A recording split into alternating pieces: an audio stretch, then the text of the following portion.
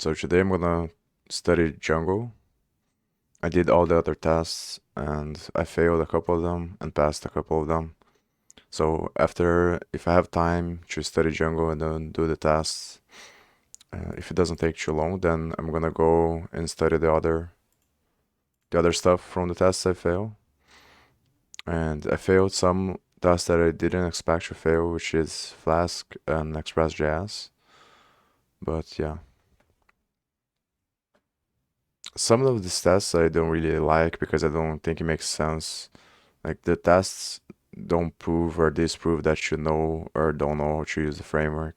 It's kind of like silly questions, especially the TypeScript one that I also failed. But there are a bunch of questions where uh, I don't feel like studying because it doesn't matter that much.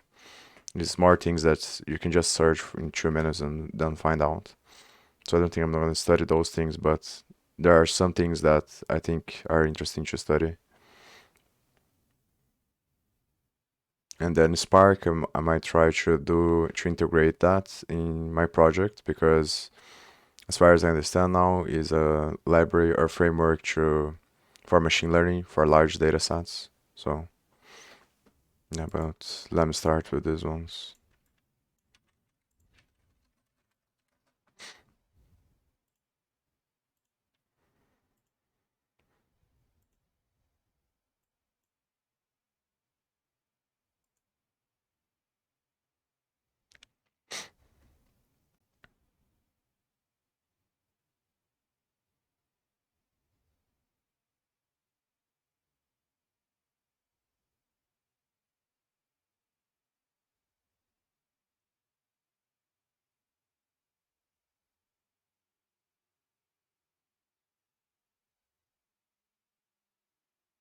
And the issue is that all of these videos are really long, so I think I might just read articles.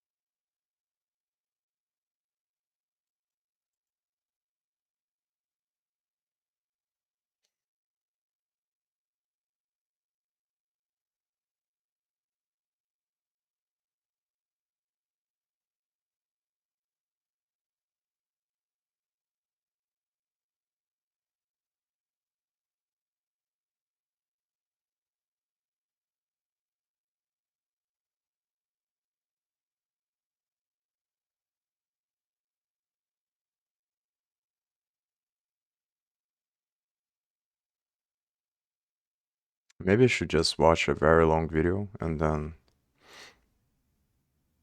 see if they talk about any of these topics and take them one by one instead of searching by each topic, just so I understand better how caching works.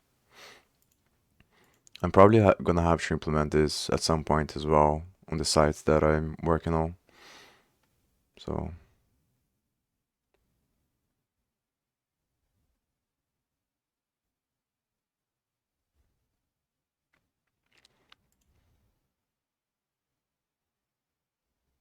and at the time that I did this test, I had no idea about any of these things. So the notes that I did are not very helpful to search.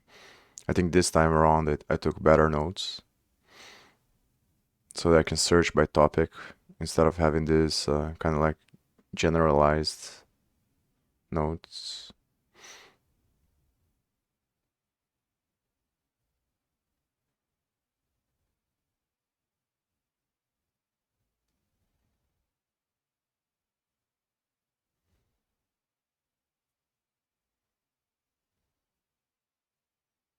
So it seems like this cache backend is really important.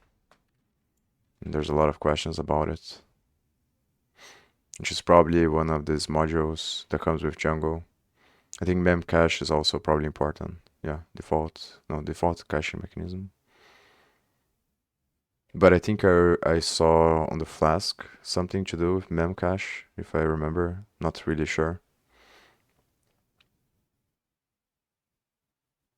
There's also something about Jinja templates and the way that they render, or if they support debugging or something like that.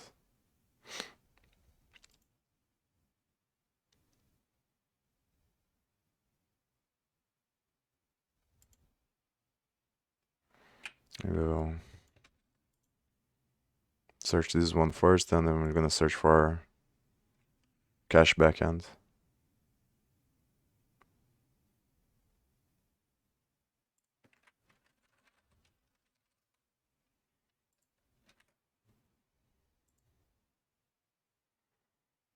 I don't want to take very long to study these things because the only reason why I'm doing them now is because you can redo them every 3 months.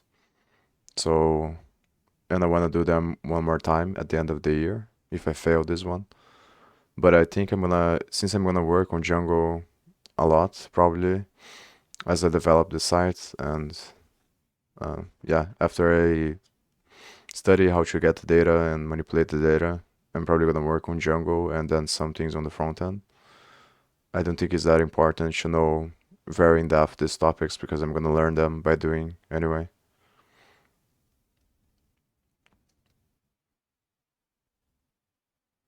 And the other topics from the other tests, I just want to do them so I have at least a base knowledge in case I need to learn them.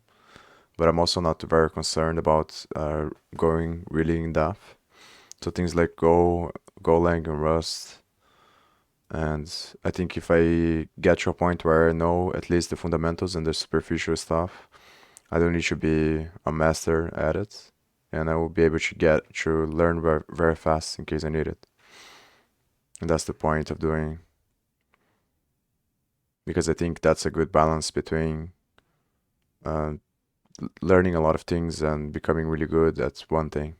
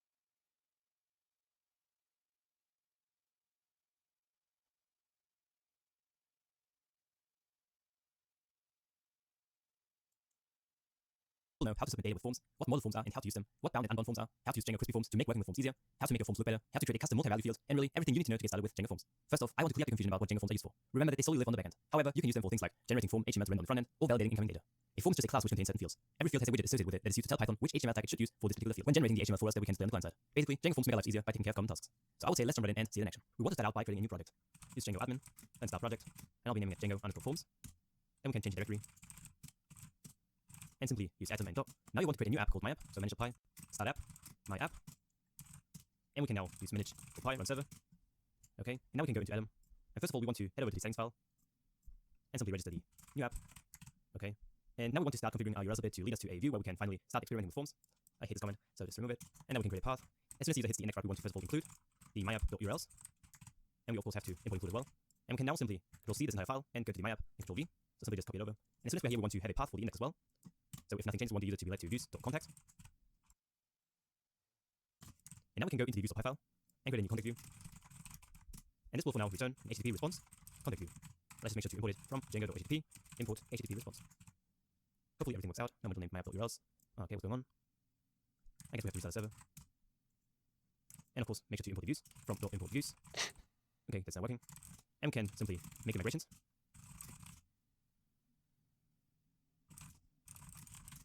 Okay, and now we want to start by making our first form. And this will be a very simple context form, which we're just going to use to capture some values as soon as the user of our application wants to contact us. And we want to go into the myapp and create a new file called forms.py. And in here from Django, we want to import forms first of all. And then we can go down and create a form, the class contact form. This has a subclass from forms to form. And similar to models, we can now specify a variety of fields, such as the name, and we're going to set this to forms.char field. Then the email will be set to forms.email field. And I want to specify a human-friendly version of this label, which is just going to be email with this little hyphen. And then we want the user to select a category for which type of request they're sending to us. So we can set category equal to forms.choice field. And the choices is an array of tuples. And first of all, first choice is question. And the other choice is other. Okay. Of course, make sure to extend that if you want to. And then we want to select the subject, forms.char field. And we'll make that a required equal to false. And then last we want to actually capture the message inside of a body, forms.char field. And now we can specify a widget. And widgets are used for the actual HTML representation of our field. And the widget in this case is going to be forms.text area. And for the other char fields, by default, it's going to be a text input. And in this case, we want it to be a text area, formal space. Okay, and then let's go to the views.py. From .forms, we want to now import our contact form. And we now want to return a render along with the request. And the template we want to render is going to be located under form.html. And then we want to pass our form, which of course we want to create first. So form will be equal to contact form, just an empty form with nothing special to it. And now we want to create a new folder called templates, where our form.html is going to be sitting. So create that as well. And because I'm using Atom with Emmet, I can just simply hit exclamation mark and then tab to auto-generate some HTML for me. And inside the body, we can now split out our form with the normal Django template syntax. And let's see what this gives us. Oh, what happened here? Okay. Name choice is not defined. Oh, let's go back to the forms. And let's set choice is equal to whatever we are typing in here. And you can see that I'm now on my local host, and what we get is a form that's not looking too good, but we're going to change it as well throughout the video. And you can see we have the name, and the email category is this choices select field. Then we can provide a subject and body. But of course, we don't have anything to submit it yet, so let's roll it up to our page. Because as you can see, if we now right click and inspect, you see that we don't get a form tag by default, so that's what we have to provide manually. And we can just simply create a form. The action will be post. And inside that is going to be split out our Django form. And then we of course also want to use the CSIF token. And at the very end of it, we want to have a new button with the type of submit. And this just says submit. Okay, that's working. And now that we have that, we can take care of submitting the data. So whenever we, and we'll leave it. And now click submit manually. And stop model form. And create a new view. And it's valid. Just specify the name as top we can. And then run so create. Real bugs me is that this is looking, as soon as that is done, we can use the this we can access the so-called form helper, which is a class provided by Click to import. I head over to get.com and pick up the link. Class will get. Once you provided a keyword element as well, just as a comment, data list. You can the attributes of what would happen if we took it as name with it and submit. So if there is no value. And this I think a better idea is gonna be to write down the names of the things that I need and then put some music and just read the documentation and open the project that I have and import those things and search the source code and study the source code. Because these videos are probably too generalized, so they are not very helpful.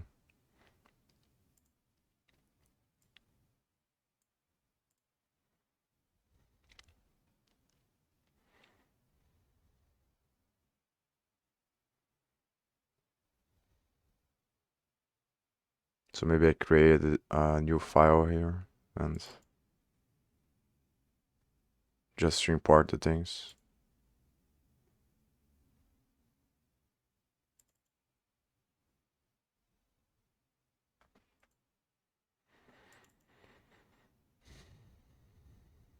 Just want to see the other files before I'll go back to the videos so I remember some things that I did here. Because I remember using extra keywords, but I don't remember where.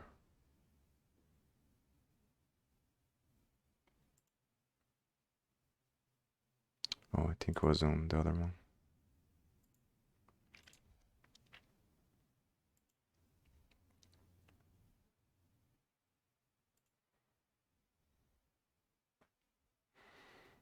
So probably I have to know signals as well, probably.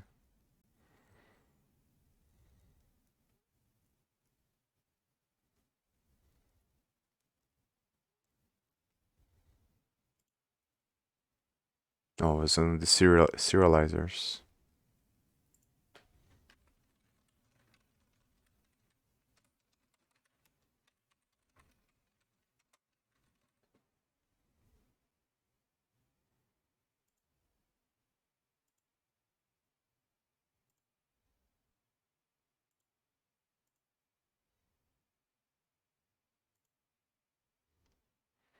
So I'm gonna create a file here to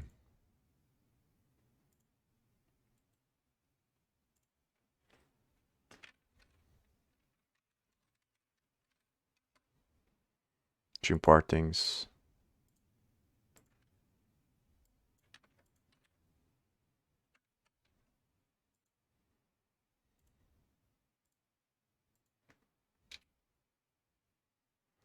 And there we go.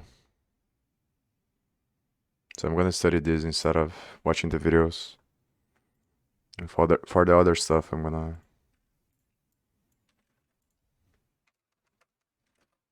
see which libraries they're using, and then I'm gonna do the same thing, I think, or read the documentation.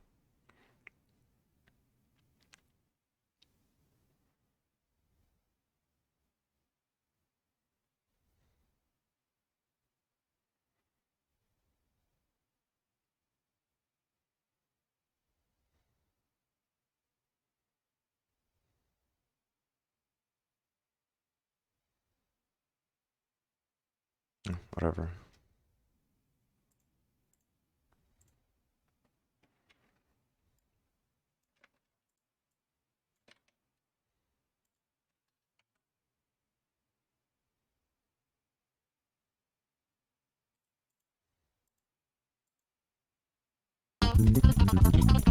Hi everyone. In this video, we're going to look at creating a very simple blog application in Django and then connecting it with Redis, which is an in-memory cache. So I've seen some posts about Redis, of course I've read about it. I've looked at Django's implementation for or integration with Redis, and there are so many videos also available online if you want to look at them. So I'm kind of like basing my video on top of a lot of other videos that are available out there, but some of these videos unfortunately jump over quite a lot of important steps in the whole environment. So I thought to create kind of like a definitive guide to integrating Redis with Django. So what we're going to look at in this video is to create kind of like a blog application, and I'll show you how it's going to look like so you get an idea. So here's I created a little application with Django, and the way that it creates, it has model objects for category of food and also has model objects for recipes. And recipes have a foreign key into categories. As you can see, I haven't styled any of this. As you can see, I don't think the goal of any of this should be the CSS. We could spend a lot of time into getting Bootstrap into this video, but I don't think that's at all necessary because we're going to have integration with Redis. So here I'll list all the recipes, and also if you tap on any of these recipes, then you're going to go to that recipes URL. And also this one just here's a recipe template. No information to be printed to the screen other than this. But the important thing that we'll have later is how we're retrieving these recipes from the database. So for the first hit, we're going to go fetch this information from the database. But when it comes to if you do make any more requests to get the same recipe, then it is going to be fetched from the Redis in-memory cache. So this is the goal of this whole video. So I don't think there's any more intro that I have to go through. With that, let's get started by actually installing Redis. So you can install this in many different ways, but my favorite way is to use brew. Let's see if there's any instructions in here. Nope. I'm gonna bring up terminal here and say brew install Redis. And I've already installed Redis, so I don't think that my homebrew is going to need to do anything here to install it. And you can see that it says 625 start installed, so I don't have to do that. But if you haven't installed Redis for your computer, then you may have to wait a while before all this is in place. So I'm not going to into details about installing homebrew because it's kind of like, I don't think it's necessary for the goal of this particular video. If you're interested in installing homebrew, just check out install homebrew and you'll get information about how to install that. So let's say Redis is installed, but then you have to start, and you can do that by saying brew services start Redis. Now, I've already started Redis, so I don't think that's going to do anything special here. But just to make sure that Redis is running on your computer correctly, you can just say Redis CLI and just send a ping message to it, and then you should get pong back. So then you know Redis is running, and then I'm going to exit this. So let's get started. Let's get started by creating simple, maybe a blog project, and then in the blog project, I'm going to create a recipes application. So let's go. Well, also before we get started with that, I'm going to tell you that I'm using virtual environments for this project. So I hope you know the virtual environments in Django or in Python. So virtual environments are really good if you want to basically grab a specific version of Python and use that for your project, so that you can have multiple versions of Python installed on your system, but use specific versions for the project. That's really good. And then also installing dependencies for your virtual environment. So let's go into a folder where you place your projects. I have Django projects. I'm going to say Django admin start project, and let's call it blog or my blog. Okay. Oh, Django admin. I don't have Django admin. How come? Django admin. Really? Okay. Let's see, Django admin, Django start project, food blog. Really? Let's see, do I have to source anything? I'm creating a terminal here, and I'm going to say Django admin. Okay, that is probably I need to install Django with my virtual environment. Okay, what I'll do here, it's a bit of a shock, that's all right. What I'm going to do is I'm going to create, I think, a virtual environment. I'm going to create a directory here, and let's call it my blog. I'm going to go and create a virtual environment. Let's say Python 3 module of the env, and then I'm going to create a new virtual environment in Python here. You can decide the place where you're creating virtual environment completely. It's up to you. I'm just using this particular directory, so I'm going to call it my blog. Okay, and then I'm going to source that. So like this, I'm going to say source. Thin is being activate. Yep. I think I'm gonna remove the notes I have here that I already went over. And I'm probably gonna fail, I expect, because it's asking a lot of things that I don't know. What, or that I'm not sure of. But yeah, I think I'm gonna erase them so I can take better notes this time. So next time I know it's easier to find what I'm looking for.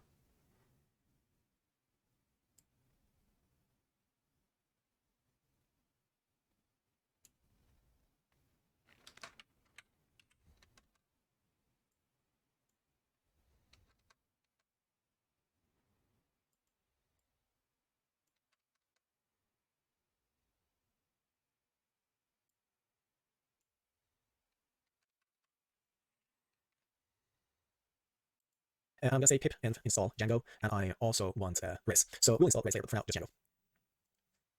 Hello and welcome to Very Academy. My name is Xander. In this tutorial, for its fields. So when we render out the Django field or Django form, we actually can submit some data, and Django will check and ensure that data matches that built-in validation. So I'll give it a number in the decimal field, for example. There's a lot more things that we can do than just what's built in, and that's what we're going to do in this one. So if we take a look at the model form, which is now what we're going to use, I'm going to show you that it's really simple to override the field themselves. Right? So if I actually bring this title in over here, I see that this is the same name as that one. So that's actually how you override what comes in by default. Kind of a cool little feature to have. So now what hopefully you realize, and I did mention last one, but now these forms are actually identical. They have the same three fields. The only thing that's different is how the view handles it. That's it. We're going to go back to using that product form itself. So I'm going to go ahead and comment out all of this, and we'll come back into our original product create view that we were using. Okay. So what I have here is a shortcut method to what I did up here. Right? So request post, and then render these things out. All this does is renders out that form if post data comes through. Otherwise, we'll just render out an empty form. That's all that's going on right there. Okay, cool. So now that I understand that, what I want to do is take a look further with this is valid related stuff. So let's go ahead and take a look, make sure my form's coming through. I'm refreshing here, and I've got my price, my fields required. So it's possible that I might need to save a few things here. Make sure everything's saved up. We've got forms. There we go. And we refresh. Our title goes away. And if I go back and create, it shows me that I have my placeholder there. So yes, I can absolutely just copy all of these things in here as well. And once I do that, I have a more robust form in the sense of how I want it to look and almost how I want it to work. So when you do this, you realize that you did change quite a bit. And yeah, there's absolutely shortcuts to doing this. There's third-party packages that do a lot of this stuff for us, which we're not going to talk about yet because it's getting a little bit too advanced. But instead what I'm talking about is like, what if I want my title to be, to contain a certain word? Let's say I want my title to contain CFE, right? So that word itself, those initials itself. What I need to do here is come in and say define clean underscore, then my field name. So whatever field I'm going to be grabbing the validation for, this is what I want to do. Clean title, right? So I want to make sure my title has a specific item in there. So you just say self and we do R's and keyword R's. Those are probably not necessary, but oftentimes if you're not sure when you override something, just make sure you put R's and keyword R's. So to get the actual title itself, we do self.cleanedata.get title. Okay, so this is going to get the default title. This is going to get the post Django form cleaning. So Django will clean the form itself initially, and then it's going to trigger the title. In other words, this is not overriding required, for example. That required will absolutely still be in there. And to validate this, we just are going to go ahead and say if title, or rather if CFE in title, then we'll return, well, do we want to do it this way? Right, so let's do logic first. So if CFE is the title, then we'll return that title, whatever the default is. Otherwise, we'll do forms dot, or rather raise forms dot validation error. This is not a valid title. Okay, so we save that and take a look. Refreshing here, I'll say ABC, hit submit. Hey, this is not a valid title. There is a validation. It's really, really simple. I mean, it's not that advanced or that complex. Of course, I actually wouldn't write it in this format. What I would do instead is say if not in the title, then raise the validation, and the default returning the title. Now, the reason for this is so I can have multiple validations if I want to. If news is not in the title, not a valid title. Right, so ABC space, we got two not valid. Well, let's actually save and refresh this. Let's do that again. So say ABC, I hit save. We got this is not a valid title. Okay, so right after that, it will raise that one. Now, assuming that I put CFE in here like that, and hit save again, it's going to say not a valid title. So it would have to validate all of these conditions that you might have. And of course, these aren't realistic ones for a title. This would probably be more realistic for like an email. So let's say, for instance, if I did clean email. And so we did email. I'll throw this email in just a second, the actual field itself. So let's just go ahead and say if not, or rather if email ends with .edu, or if not ends with .edu, then we'll raise forms.validation error. This is not a valid email. I'm going to return that email. And since I'm doing this, this is a new little feature that you might end up using, is you can say email equals to forms.email field. There's some null form. It's certainly not null. So I can refresh in here. I got my email field in there. I say abc@gmail.com. I hit save. Not a valid email. So it's pretty cool. Validation is fairly simple, and then you can run any sorts of validation things on here. Now, I will say that doing validation is not only on a form, but since we've been working in these forms, it's a really way to introduce validation as a concept. You can absolutely do validation on the fields for a model as well, but the idea for validation works whether it's a model form or just a standard Django form. And what you should see, or hopefully this pattern that you're noticing, is that if I commented this out and changed this to a form, the form itself will render the exact same. All of the validation will render the same, all of that. But of course, the one caveat is how the actual form will work in the view. It is slightly different. So if you have any questions on validation, please let me know. Otherwise, make sure you subscribe to everything. We're going to be doing so much more Django stuff and stay with us.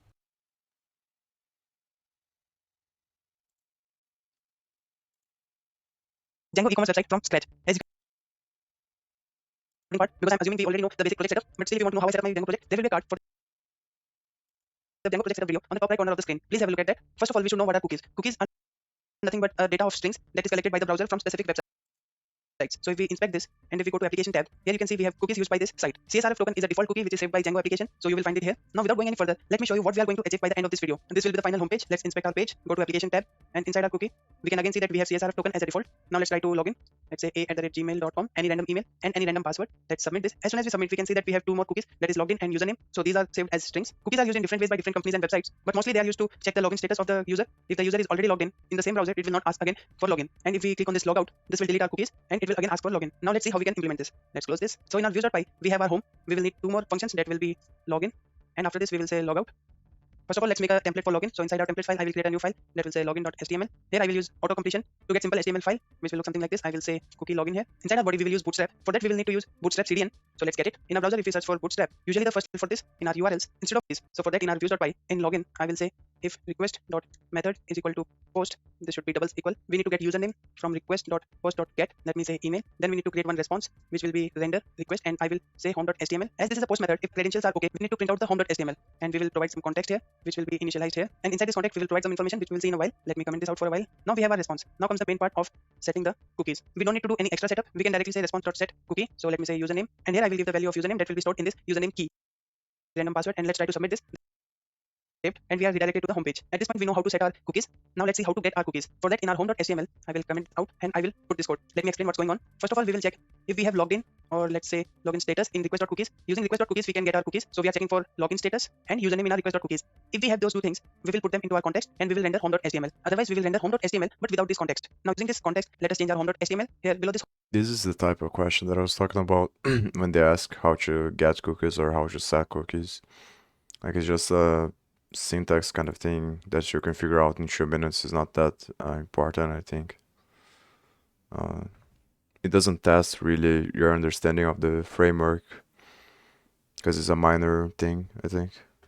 It would be better to ask questions that are related to the way everything is integrated and what's kind of the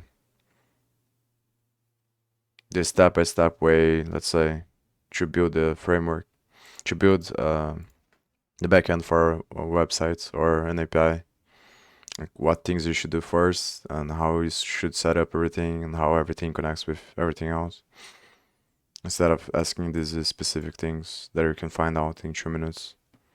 Home, let me put a code. So this is a division. Inside this division, I'm checking if username is present in the context or not. And from our views.py, That's usually a problem that all tests have, not just the Turing, the test from the site Turing, because it's very difficult to actually test for what is important in practice, and that's why usually it's a waste of time to just study for tests. We understood that we are sending username context only if it is present in request.cookies. So if it is present, we can say you are logged in as using the username, and we can also say login status is login status. If the username is already logged in and we have the cookies, we will provide a button for logout. Otherwise, we will say you are not logged in and you need to log in to get to the home page. And finally, but it is necessary because of the system we have. If we had a better system that was capable of actually testing for things that are relevant in practice, then obviously we wouldn't need to study for tests. But yeah, just one of those things you have to do, but it doesn't really matter at all. It's kind of like the line between doing the challenges on LeetCode and other sites like that for studying for interviews, and whether or not that's applicable, let's say, in real life, or if you're just doing them for the sake of doing them. But I think LeetCode does that really well, where it actually is grounded in practice because it makes sense. They ground the tests based on data structures and algorithms and real principles. And Code Wars, I feel like, is more for just the fun of it, let's say, just doing for the sake of doing. But it's not really something that is practical. we will create one home button so that we can go to our main page, that is login page. So let's save this and go to our browser. Here, if I say home, we don't have a reverse for logout, so let's remove logout for now. So for that, we will remove this URL for logout. Save this and let's try again. Let's refresh this, and here we can say this is home and you are logged in as the username, and we are not getting the login status. And the reason is in our views.py we need to say login underscore status. And while we are at this, we can use two methods to get our cookies, which is request.cookies and request.cookies.get.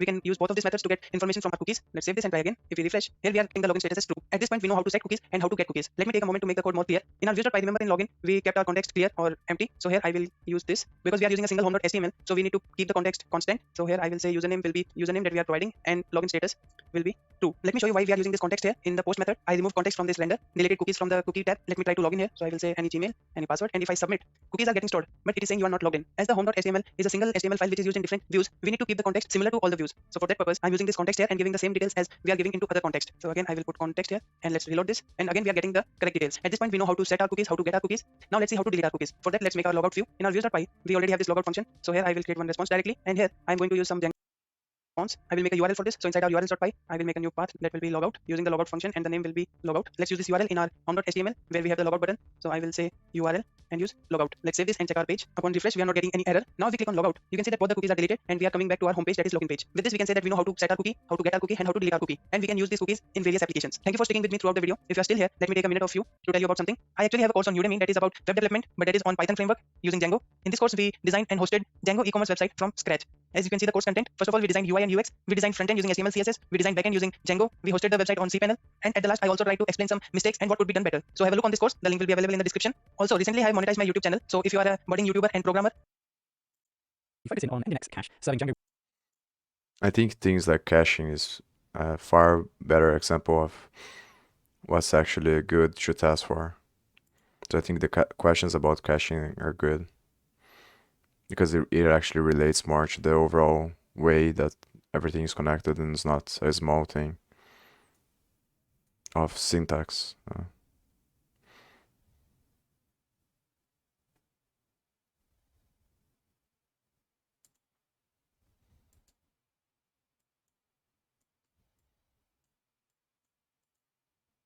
I think this one is probably more important, more relevant to what I'm doing.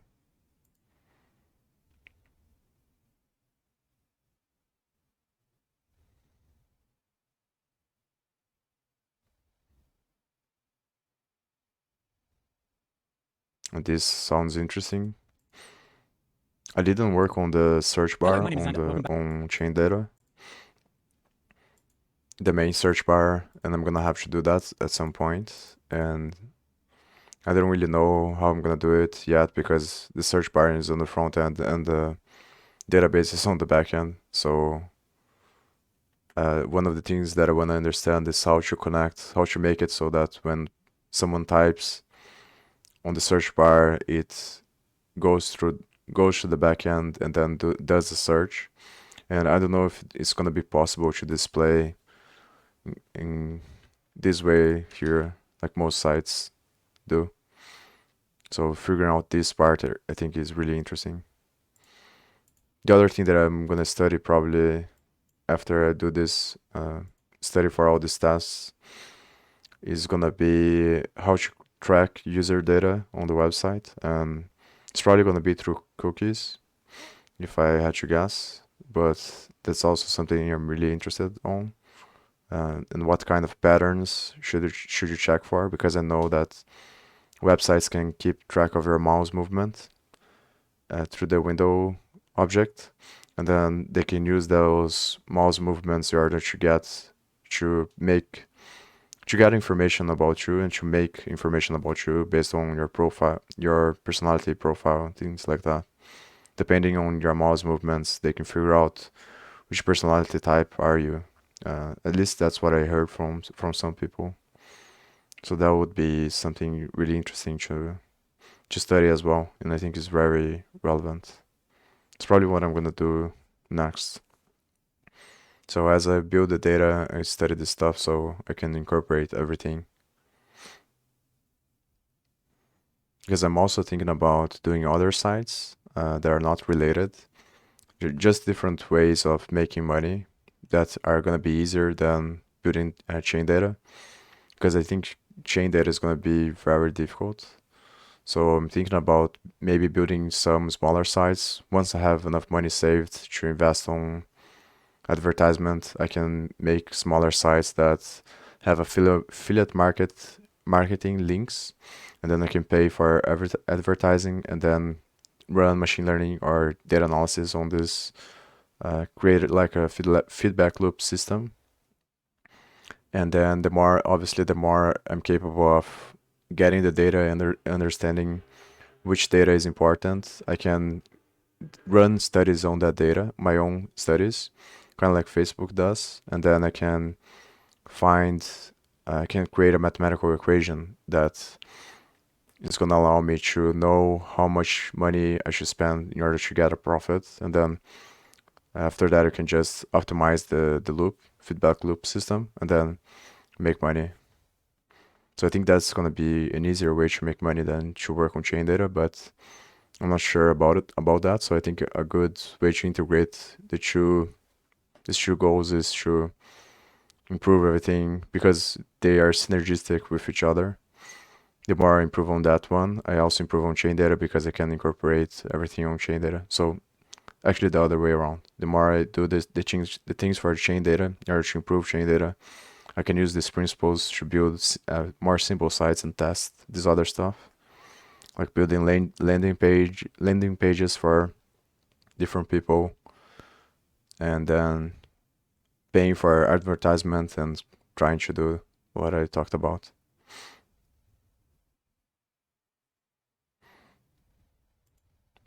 Hello friends, welcome to VFX.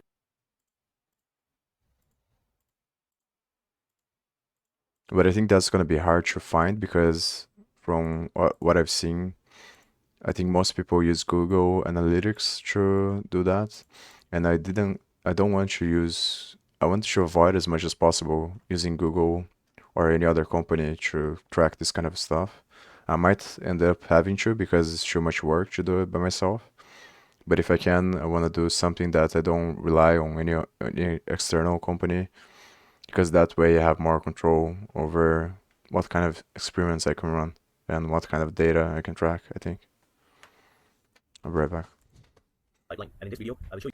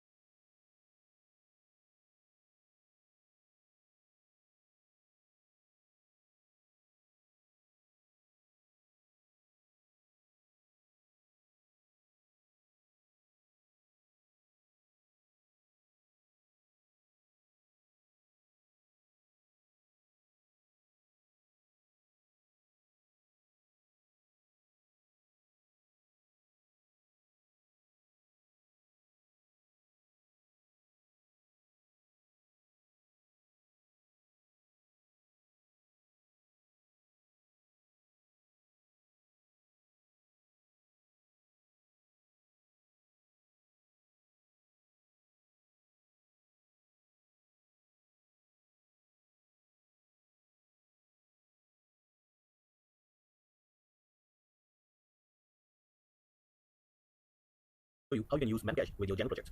So first, let's look at the documentation. And if you go to the Django official documentation page where Django cache framework is available, you can see the first option you see here is Memcache. And as I mentioned, this is the fastest and most efficient type of cache support natively by Django. So it's good to use this to speed up your Django websites. And so if you see the example here, how you can use this. Let's see, open this. So it's pretty straightforward. What you can do is you can just copy this code and paste in your settings.py. But I would like to show you how it works. So first, we will go to the session page. Just for example, we'll use the Django default sessions, and in session we will use cache. So basically, we are going to configure the Memcache, but we will see the session data should be cached in our Memcache. Okay, yeah. So how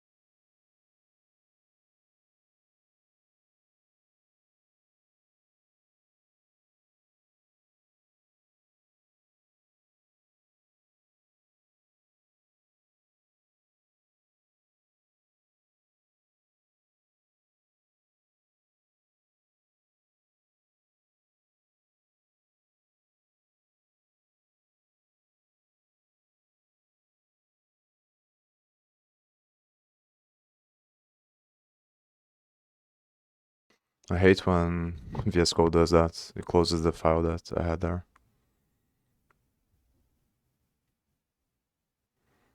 I think it was this one.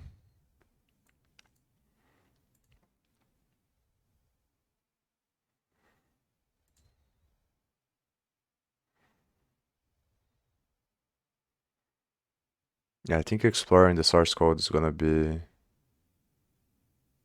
hopefully a good way to answer those questions.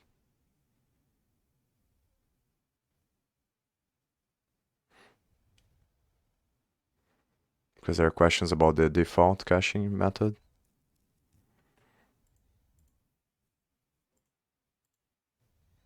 How we can use the cache session. If you go again in the documentation here, you need to set the session engine to Django contrib sessions.backend cache, and just copy this.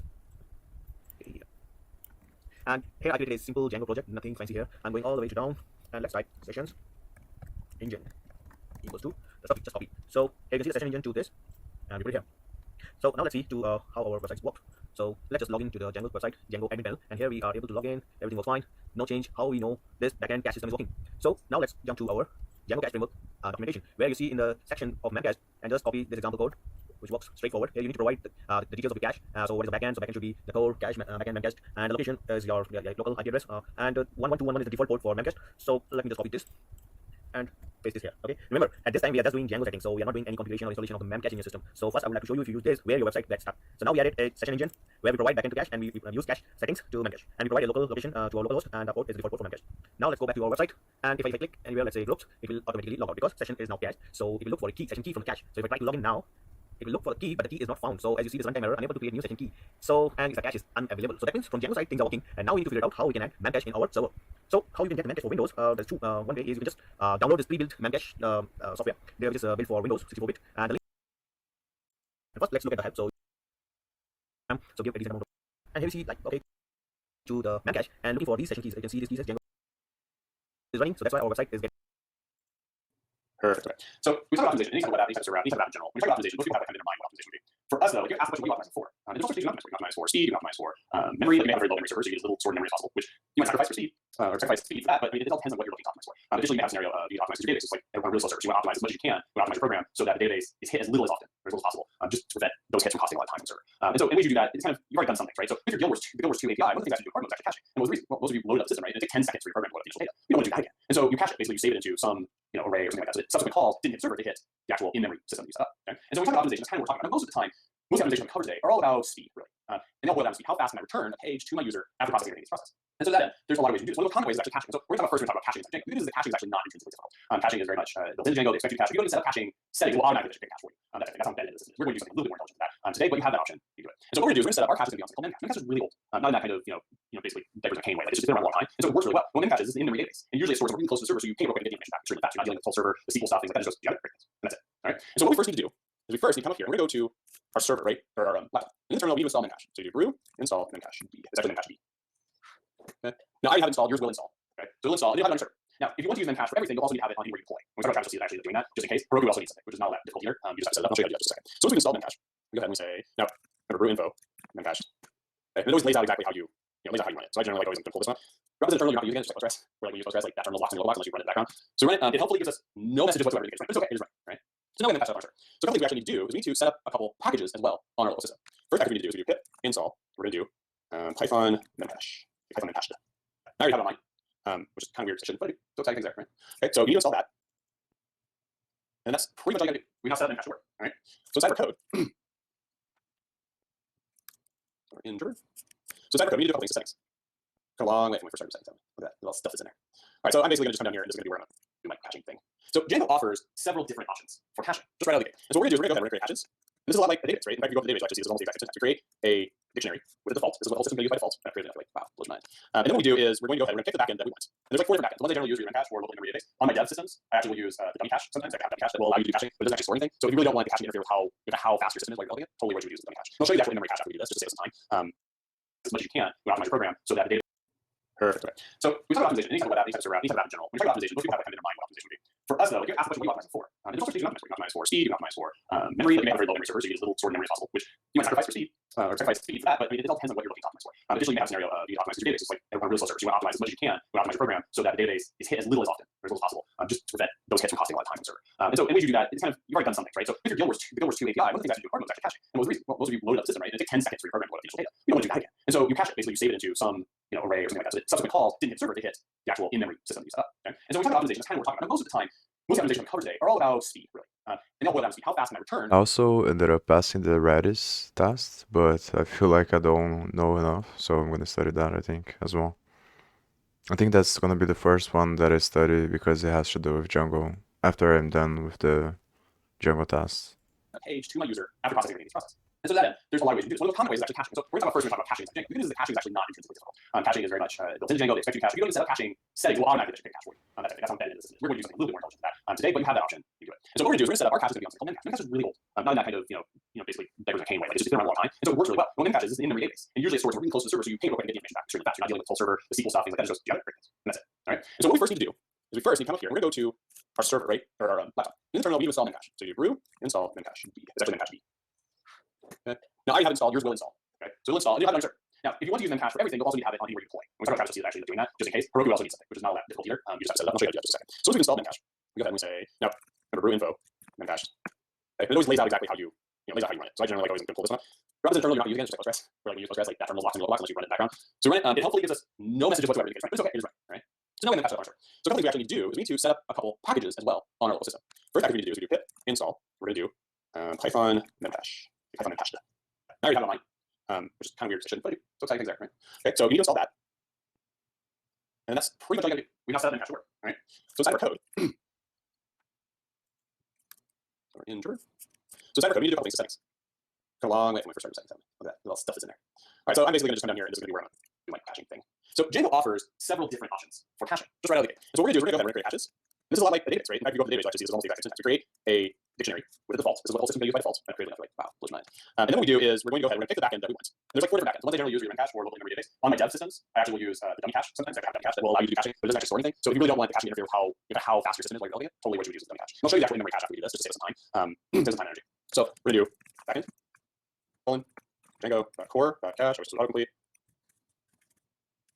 Right.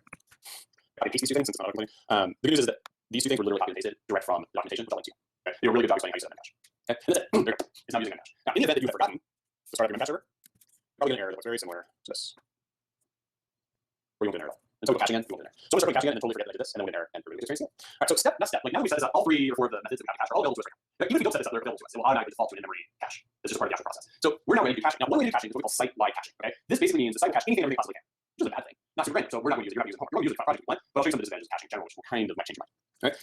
So that's under location. Is that right? Is it one? So that's also from the docs. And so once you set that 001, remember, it's absolute MAC address. It doesn't even go on the internet. It's just one local host track lines. Port 11211 is actually the memcache default port. Oh. So when you deploy, it's a little bit different. Travis allows you to install memcache as part of your testing framework. It also does. Heroku, when you do memcache Heroku, you have to basically, you have the database URL thing. There's a package just basically configure the database URL dubbed in. The same thing, there's memcache here or memcache or something like that. Basically takes the environment variables from Heroku and jams them into this thing right here. So yeah, in general, this will work. Good question. All right, so we've got that. The first thing we're going to do is we're going to do site-wide caching. The way we do site-wide caching is we actually come in here and we do middleware classes. A common middleware, you don't look at the code sometimes. Common middleware is very, very popular among middleware. So that's kind of fairly most of your heavy things done. So right before we do that, what we're going to do is we're going to say Django middleware cache update cache middleware. Then right after common middleware, Django.middleware cache fetch from cache middleware. And what these 2 things basically are doing is actually doing a lot. It pulls Like one of the examples of the thing that I was talking about is this kind of questions here that I was just thinking about. Asking things like this doesn't make any sense to me. I think it would be a lot better if they asked roughly what's a reasonable amount of time for things to be cached, for example. I think that's a much better question than asking this, what's this value in this unit? It doesn't make sense. This is focusing more on the memorization of the thing instead of the understanding. And that's very common, I think, with tests in general. pulls in, it basically updates in cache. This includes headers. So if nothing changed, it'll actually set what we call cache control headers. It'll set all sorts of useful stuff for us. And it does it completely automatically, which is really kind of nice. Right? So to demonstrate this caching actually works, what we're going to do is we're going to come in here. We're going to go into our views, open up everything. There we go. We're going to go to our views. And inside here, we're going to do time, sleep. We're going to slow this bad boy down 5 seconds. Right in here. Time, sleep. Slow this bad boy down 5 seconds. So these are all our pages are whatever the load time is for 5 seconds. And you can express how much you feel 5 seconds on the internet these days. Okay. We're going back to settings. Just make sure that this is actually working. I'm going to do something to comment these 2 things out so that it's running the way it needs to run. Okay, so I'm going to go. All right, I'm going to go ahead and localhost / chirps. There's 5 seconds of dead air on it. See, like you can feel that. I also have Django over the Django toolbar right here. You see it. Time 5 seconds. CPU time only 1 second. right? And so you can see how slow it is. Now, what I'm only doing this obviously to really exaggerate how long things take. But you'll kind of see here in a second how that actually works. And so what we're going to do is we're going to go ahead and load this back up. We're going to uncomment both of these. Okay? Now, remember, the way cache working, the way cache works is the first request goes out and runs normally, and then stores the result of the request in the cache. The second request comes in and it says, do I have this in cache? Yes, fantastic. I'm going to use this instead of going to the database until this expires. Make sense? Right? It's exactly what you're doing with the hard mode, right? You basically say, I go get the data, I store it locally, so I don't have to get the data again. You just keep doing that until the cache eventually expires, and then the cache will expire. Okay? But we're going to set that up here just a second. Hold your horses, easy. Just excited about caching. All right. The way we set that up, so we actually come in here, let me make sure I get this correctly. Here we go. So in this instance, because we're doing a whole middleware, it is cache, middleware, settings. I'm going to go ahead and cache 2 minutes. Okay, save, it runs. Oh, the video is super boring. There's lots of these like waiting 3 minutes for something like that. So I apologize. It will not be like a big blockbuster for any search. All right. We run it. And close.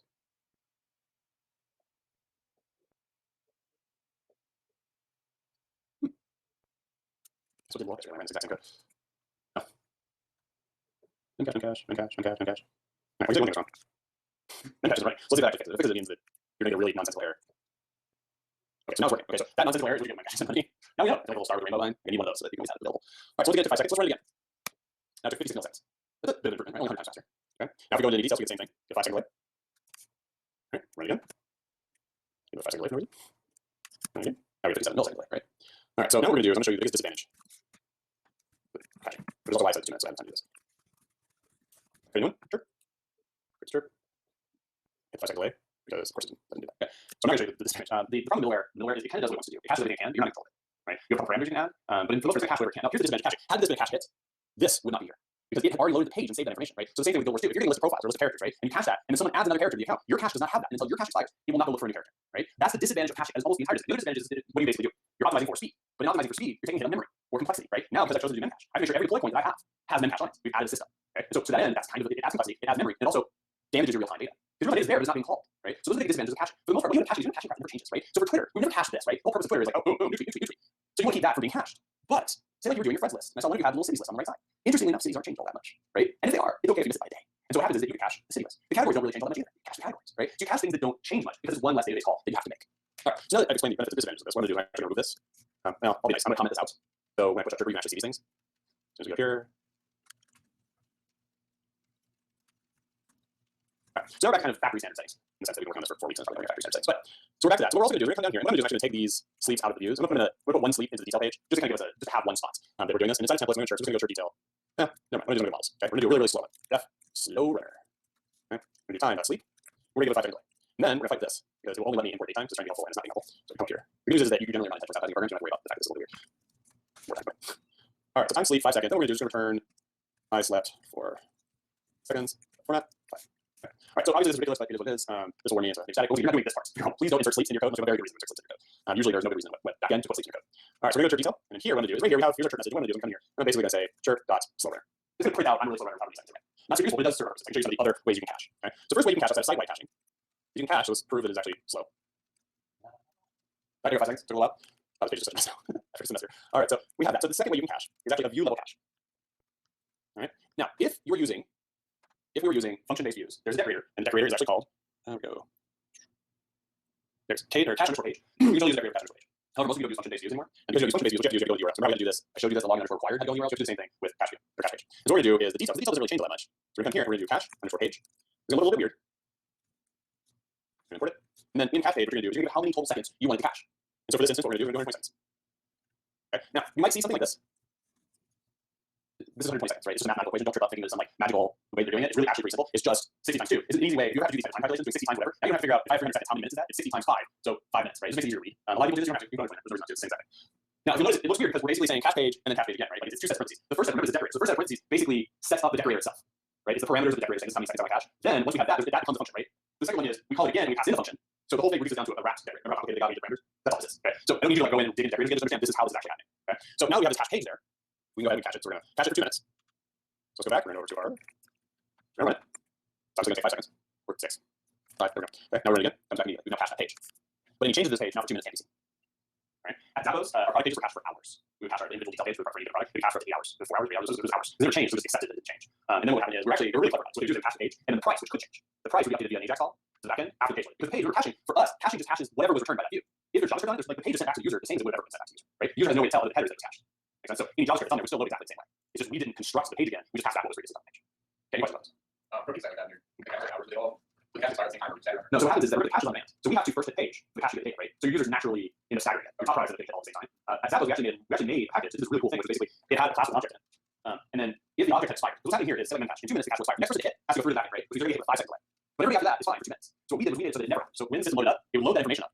If we could, even if we couldn't, then one person would hit with 5 seconds, right? But then what would happen is that in the event that the resource that this object expired, the product expired, what we would do is we would continue serving what we call stale objects because it's expired, and then in a separate thread in the background, we would go out and get it from the database. And then the only thing that would happen is that once we had the object from the database, all that network I O was done, we would lock the object, switch it, and then lock it. And so we're talking milliseconds time frame. And so what happened is that after the object was loaded the first time, we never again loaded that object, which is really, really handy. Okay? And so we go back and hit the database, load the database asynchronously, and then we also found the benefit was that the database server went away, all those resources get serving back. They would all continue to function just fine because the thread that we got to the database would fail. They'd be like, I can't do this.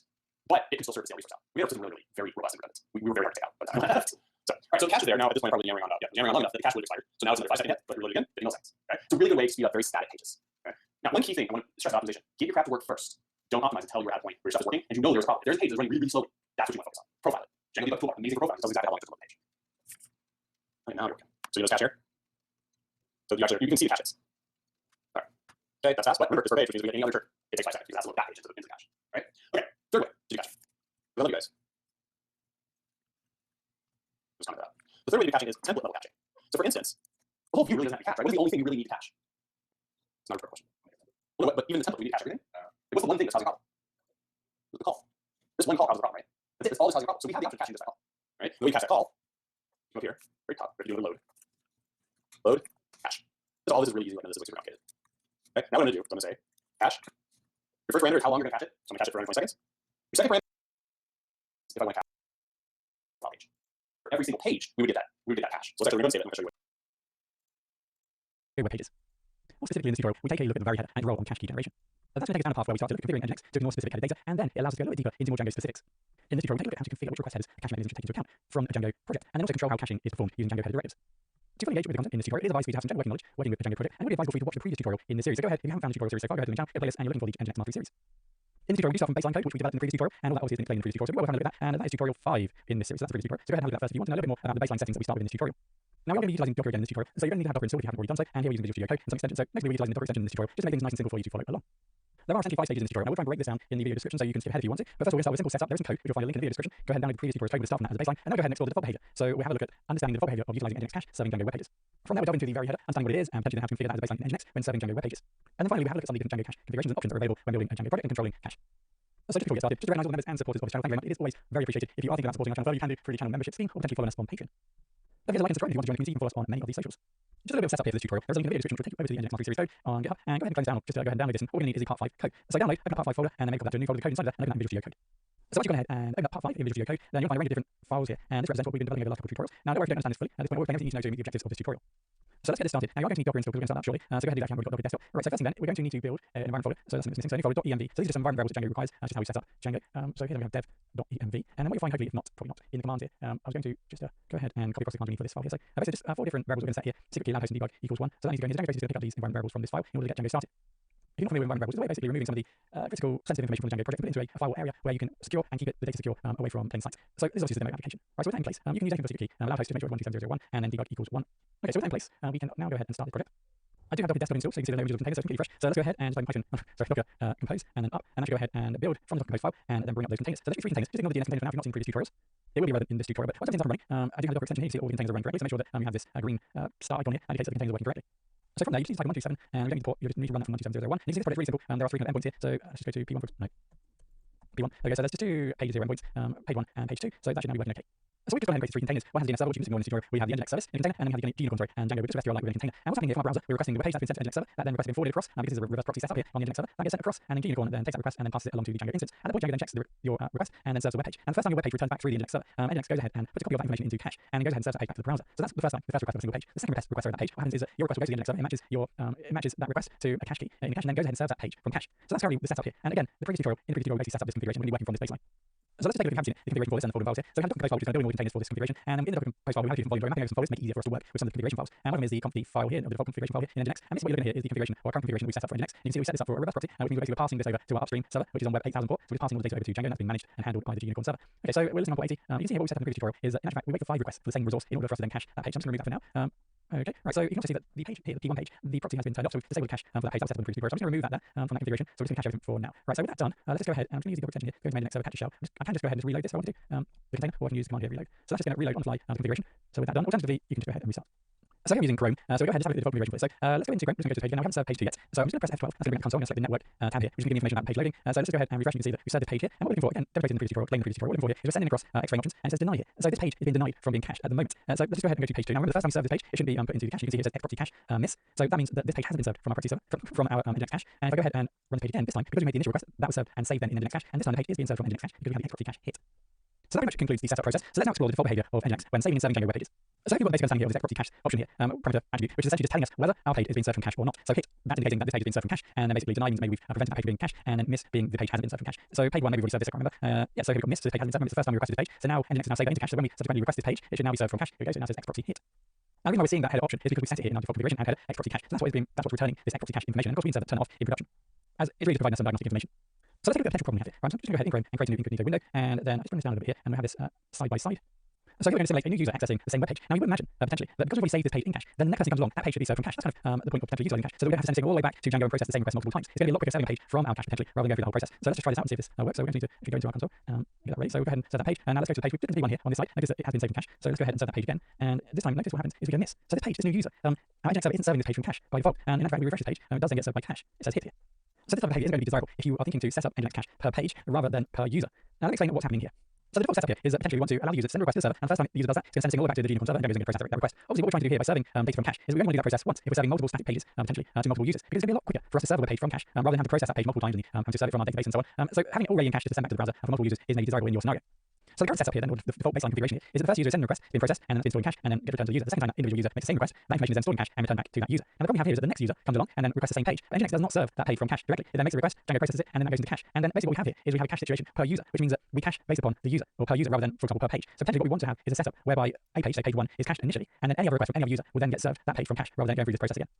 Now for us to understand what's happening here in Django, we need to understand two things: the vary header and also cache key creation. Let's start off by understanding what HTTP headers are, the basics of HTTP headers. Now generally, in our browser we type in the domain name, and then we send a HTTP GET request to a server, and that serves the resources back to our browser. Now this HTTP GET request is typically a message to the server, a location, which then the server is able to utilize and serve the correct resource back to the browser. So when we're sending messages from our browser to the server, HTTP headers lets the client, our browser, and the server pass additional information with the HTTP request or response.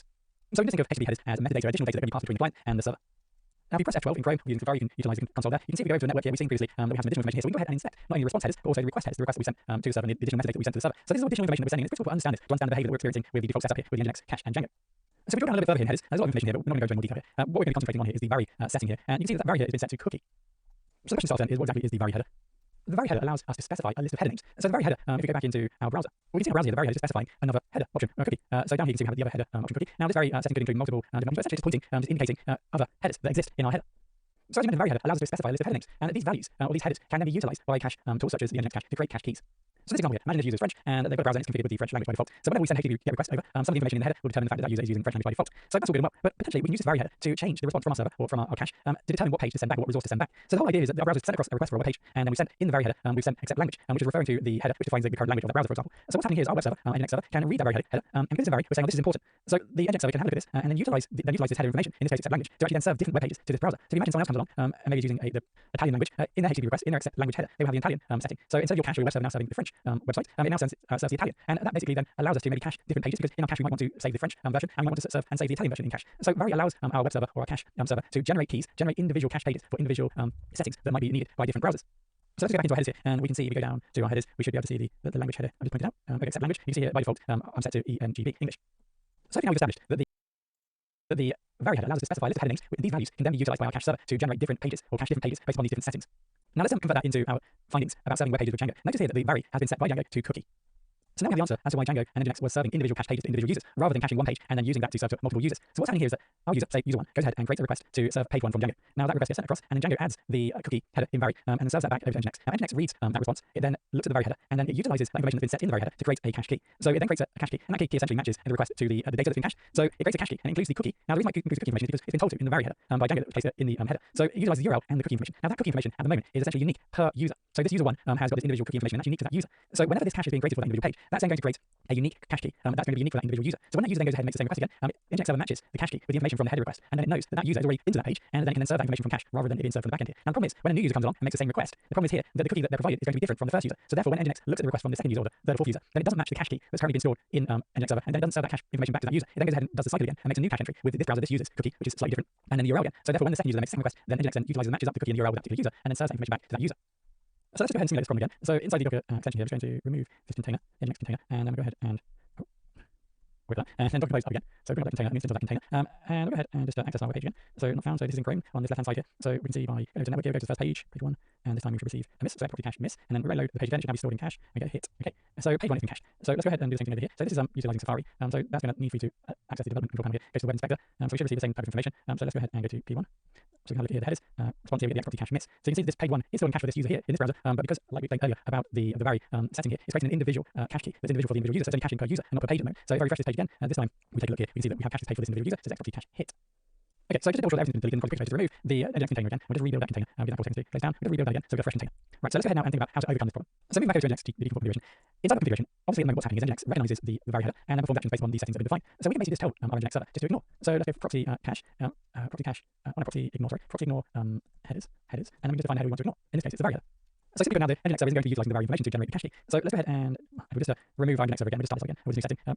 Okay, right, so with that in place, let's do our experiment again. So we start with 2 fresh windows, one Chrome, one Safari, and let's go ahead and just simulate this. So we go back onto our page here, open up the console, let's go to page 1, so we're expecting the first page to the miss. Yep, so we've got property cache miss here, and then it then gets served from cache. So we now have property cache hit. Right, so let's do the same thing now, this is a fresh incognito private window here in Safari. So let's just run this again. So let's just open up the development tools, the web expector. So this time we're expecting, because Nginx cache isn't utilizing the very header settings to generate the cache key, what we should have now is this page is installed in cache. So anyone who requests this page now, because it's installed in cache, should get it directly from cache. So let's go ahead and go for P1, and what we're hoping for is just straight away it coming from cache. And you can see here we get the property cache hit straight away, which is indicating it is being directly served from cache. Excellent. So now what we have is a setup where Nginx is serving individual web pages from cache, and that isn't determined or isn't dependent upon individual users. It's going to be for a site-wide basis. Any user now that accesses that page will be served from cache. So hopefully what this little exercise has provided is giving you this idea or a deeper understanding of how this cache can be configured for different scenarios here. Because we now know that cache can be configured per individual user, and it can now also be configured on like a site-wide or in a global way. And that's where it gets a little bit more interesting, because potentially part of your site you might want to cache, or part of your site or different resources you don't want to cache. Maybe because your page is very dynamic, you don't want to cache that particular page, because that maybe you want to have kind of site-wide static pages that cache, but other dynamic pages that aren't caching. We can start to control that utilizing the very header potentially and other headers. So for example, let's go for a simple example here, whereby we're going to cache pages if the user isn't logged in, because we're going to make the assumption that if the user is logged in, they're just going to our web page, their browser and our web pages. It's all static, and we make the assumption that if the user is logged in, some of those pages are potentially very dynamic, and we don't want to potentially cache it at this area here. So let's look at how we can set up in Django. So let's say you log in as a Django user. So we go to admin here. I don't know if I've set up an admin user yet. No. Okay, so we're going to set up an admin user. So let's just go back into the project. It's a little bit of a fact at this point. Actually, let's go into the Docker here. No, we're going to set this up. So let's go back into our project. I apologize, there's a little bit of setup here that we need to go through. So we're going to need to make a virtual environment for this. So let's go ahead and do that. So create a virtual environment, and then just need to activate that virtual environment. Depending on your Windows and Mac, it can be slightly different here. Source, new source. Okay, so that's activated. Let's just install Django. And then we will basically make a Django user. So we just need to cd into Django, the Django folder here where our project is, and then we go ahead and use Python and manage by create new user. Now we've got a problem here. That's not a problem with allow host, because we're utilizing environment variables by default here. Or at least in this environment we can't do that with this setup at least. So let's go into our Django demo, go to settings here, and allow host. What we'll do is we'll just add a default, just allow to get started. So default equals like we got here. Default equals, let's just put our local loopback address. Okay, so that actually allows now to run create user, apologies, create user. And then let's go for admin, no email password is just admin, and then y. So we'll just create a new user. So let's go back into the browser. Okay, at this point we can go ahead and log in. Site cannot be accessed. Looks like there's a problem. Looks like our containers are down, no problem. Let's just restart the containers. Okay, so the containers are restarted. So let's just go back and log in again. So admin. So now we're logged in. Let's just expand this. So let's have a look at our headers here, so we can see any additional information. So we look through the headers. What's happening when we log in, Django creates a new cookie for the session ID. So what's happening here is that you logged in, and through the session ID, that uniquely identifies you, or helps Django uniquely identify you as someone who is actually logged in. So all we have here is a cookie session ID. With that information in hand, we can then go back into our configuration here, and we can set, for example, property cache bypass, and then we can basically tell Nginx if a user is logged in or has, sorry, if the user has this particular information, then basically we want to bypass cache and just request it from the server, and that's obviously the cookie session ID. So that session ID has been added, that cookie session ID has been added to anyone who's logged in. So basically now, anyone who's logged in, the cache is going to be bypassed, and it's going to be served directly from the server, the information. So let's go ahead and test this new setting out. So I'm just going to go into the server, and I'll just restart the server. I'll take out the configuration. So let's go back into our browser. Now we are logged in. We should be able to log in and refresh. So let's go into our admin page. Sorry, let's go into our page here. Remember, we should be serving that from cache. If we go down here, you can see here it says property cache bypass. Because we're logged in, we're bypassing the cache, and that's the behavior that we're experiencing here. So we're not getting this information from cache if we're logged in. So let's just log out and see if that's worked. And then we go back into the page, and you can see this time we get a hit because the page is in cache and we're not logged in.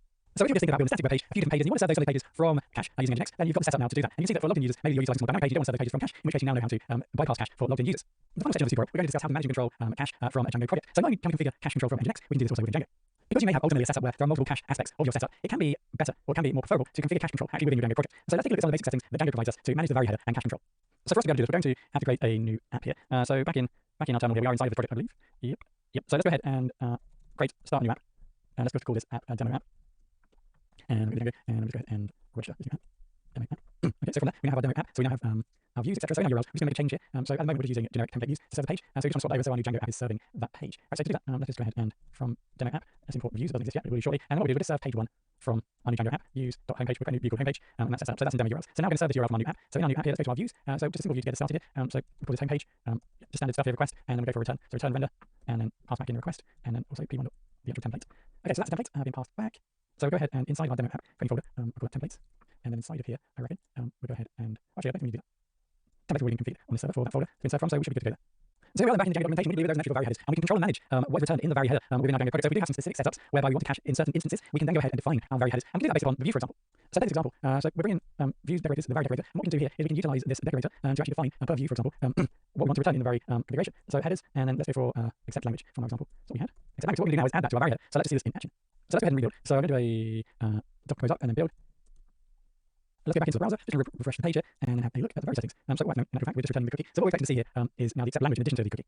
So to try and keep it as simple as possible, I'm going to just remove everything from docker and just start again, and rebuild again, just to double check everything's working from our new configuration. Okay, so go ahead and just remove absolutely everything. We're just going to do that, but it just means that there's a level playing field for everyone, avoid any potential errors. So let's just go back and run up again. So with that done, let's go ahead and refresh our page again. Let's go ahead and have a look. So this time you can see that we now have vary, and we're accepting the language and cookie. So clearly what we've done now is we've added some additional information into vary, and potentially that can be utilized in the levels or different areas of cache to create different. So within the category headers, we're adding the, in this case, header can be used to control how caching. So that we can set is public or private. Didn't pay too much attention, to be honest. There have a lot of things in my mind.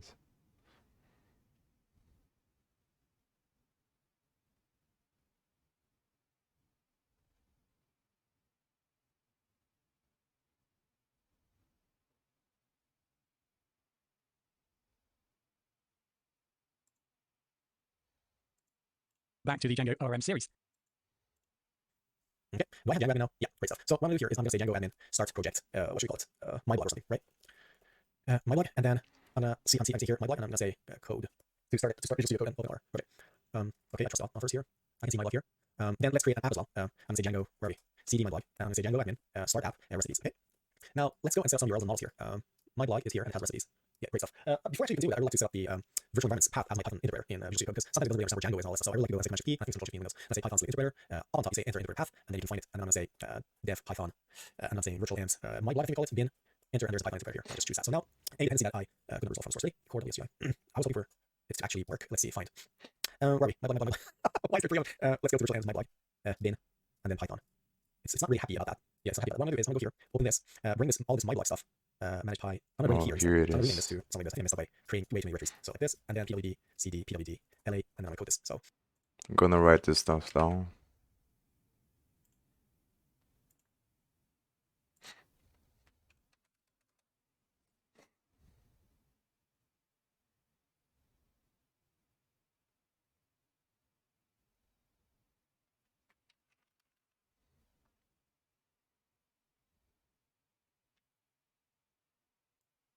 I hate this kind of question though, for the reasons I talked about before. Gonna move this one down.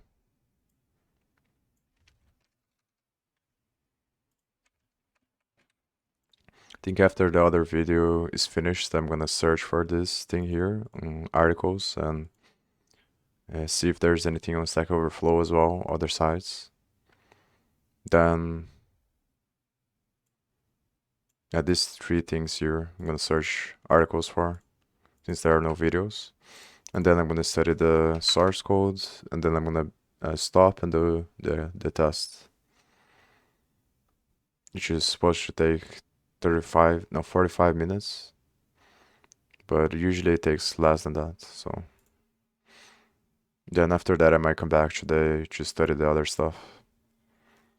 I think I'm gonna start by studying Node.js maybe, or Redis or Node.js, because I didn't do the Node.js test as well, and I think by studying Node.js, I'm also gonna be more prepared for the Express.js next time. But the main thing that is on my mind right now is studying the analytics thing for the affiliate marketing stuff. That sounds a lot more interesting to me.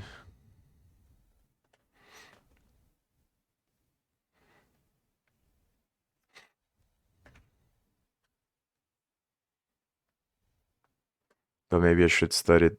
You know, I think I'm gonna end up dividing my time between doing that, improving analytics, and understanding how to get data from users with the site, and also copywriting with the. Yeah, I think I'm gonna study copywriting as well because it's very important. So I'm gonna study these two things with the data extraction. I'm gonna separate maybe 1 hour for each, and then with breaks in between. And I also have to do some lit code challenges on graphs and trees. But I think I'm gonna leave that for later probably.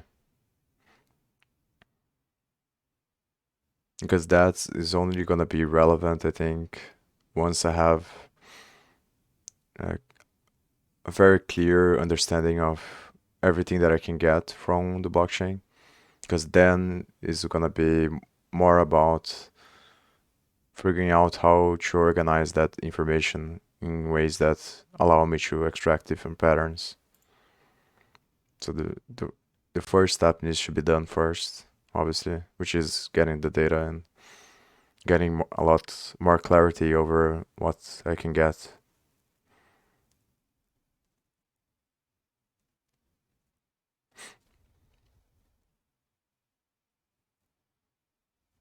What is a cooling strategy?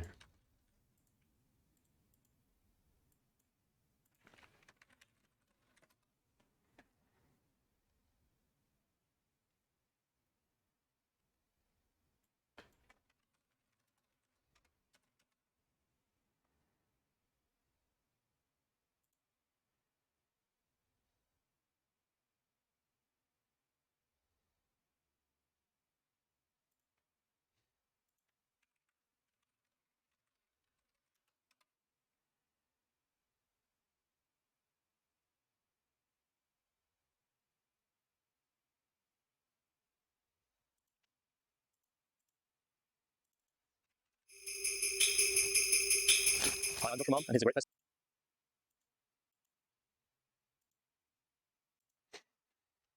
kit from me to you. In this video, I'm going to show you some of the optimizations mobile GPUs deploy to process your game graphics more efficiently. Now, these treats will really help you get the best possible performance on mobile. When a GPU processes geometry, it works out what's going to be visible inside the view volume and discard what's not. This reduces the amount of pixel processing work required. Firstly, triangles that are outside of the camera's view can be discarded. That's because we can guarantee they have no visible impact on screen. Secondly, triangles that are inside the camera's view but facing away from the camera are known as back-facing triangles. These can also be discarded. Only one side of each triangle is visible, representing the outer surface of an object. The other side is almost always invisible because it's inside the object being rendered. You'd expect around 50% of input primitives to be held this way. The geometry that passes the frustum and facing tests goes through to pixel processing. This is where the GPU colors in the pixels to produce the final on-screen output. There are more optimizations that can be applied here too. Triangles have to hit at least one rasterization sample point to be considered visible. Triangles that don't hit one are too small to be rasterized, and yes, you guessed it, they can be discarded. So what happens after rasterization? Early ZS testing, or depth and stencil testing, discards pixels that are hidden by other objects or stencil masks. Culling at this stage is relatively inexpensive because it happens before any pixels are colored in. Here's the tip. To get the benefits of early ZS, your app must pass in geometry in a front to back render order. Start at the point closest to the camera and move further away. Now let's look at the late ZS test. It handles any work that couldn't be processed before fragment shading. For example, if a shader programmatically modifies GL frag depth, early ZS testing cannot be used. Note that late ZS testing happens after all the fragment shading work has been done, so it's expensive and should be avoided. Here's something to try. Using the Streamline tool in our Mobile Studio, you can see how many primitives were sent to the GPU. It also shows how many are visible on screen, how many were culled, and why. You can also check how much work is being culled by early and late ZS testing. Another tip, if you see more than 5% of primitives being culled by the sample test, take a look at using mesh level or detail. This will reduce the number of small triangles. Finally, my very last tip before I grab a glass of eggnog, download our Mobile Studio, including Streamline for free from developer.arm.com. Thanks so much for watching and enjoy your festive holiday.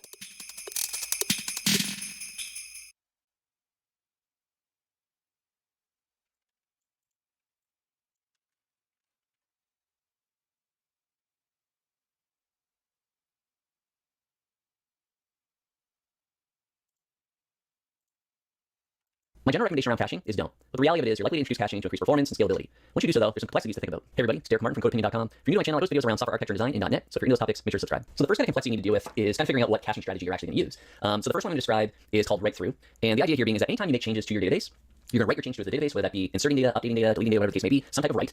And then immediately, you're also going to update the cache. So remove something from the cache to be deleted from the database, or update the cache object that's in cache. But immediately, you're going to do the second piece. So you're going to write to the database and then immediately write to the cache. The second strategy, which can be combined with this or standalone, is called the cache aside. And you can also, I guess, call this lazy loading. So this one can be deployed by itself, this strategy, or with write-throughs. But the idea being here is that your application, the first step it's going to do is it's actually going to check to see if something exists within the cache. If it does, then great, you're done. If it doesn't exist within the cache, the second step is then to go hit the database. So on cache miss, hit the database, compose whatever cache value you want. And then the third step is then to write that to the cache. So that all subsequent requests get that in the cache. So in code, this is how this would look. So I have a product query. It really just has kind of one method, get product. I have this private here, which is for just kind of building what cache keys going to be. But to illustrate the lazy loading cache aside in code, step one is hitting the cache to see if it actually exists by that cache key. If it does, then we just return and exit early. If it doesn't exist, we're going to go hit the database and build out our cache value. And then subsequently, we need to now add that to the cache, and then we return. So that's basically how you can do cache side lazy loading. So the first complexity that I think most people think of is how you invalidate a cache. Now, I think if you're doing write through, this is fairly easy as long as you have a way of knowing you have a kind of centralized place where data is written to or how it's written to, and you can immediately update the cache. But this becomes more of a problem if your cache values are kind of a composition of a bunch of different things, then this can be way more complicated. So one way of dealing with this is just having expiries or time to live on your cache object. So for this particular one, I could say daytime UTC now. Let's add 30 minutes.